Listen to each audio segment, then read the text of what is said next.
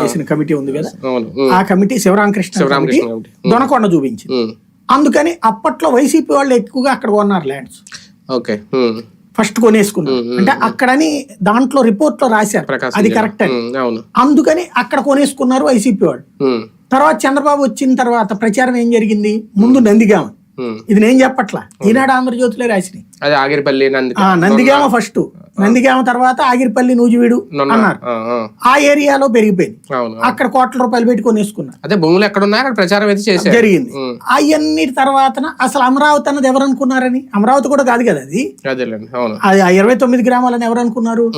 కానీ ఇది ఎవరికి తెలియకుండానే కొంతమంది మాత్రమే ఎట్ట ముందు స్థలాలు కొన్నారు.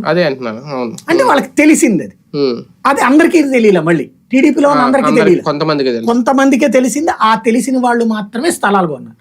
కొన్నాక అక్కడికి రాజధాని వచ్చింది కాబట్టి దాంట్లో సంథింగ్ ఉంది. కానీ ఏం ప్రూవ్ చేయడానికి అదే కబ్జా కాదు, ఖచ్చితంగా కొనుక్కున్నారు. ఆ చట్టబద్ధంగా అయితే నేరం కాదు, కాకపోతే ఎథికల్ గా వచ్చేటప్పటికి అది రియల్ వ్యాపారంలో కూడా ఒక దాన్ని ఏమంటారు, అధికార పక్షం హామీ తప్పినట్టు అవుతుంది. అంతే. అంటే ఏంటి, మనం ప్రమాణ స్వీకారం చేసేటప్పుడు రహస్యాన్ని బయటకు వెల్లడించమంటాం. కాబట్టి అది తప్పించి చట్ట ప్రకారం ఏం చేయడానికి ఉండదు. హైదరాబాద్ లో కూడా జరిగింది అదే, ఏది ఆ ముందుగా ఏరియాలో స్థలాలు కొనటం.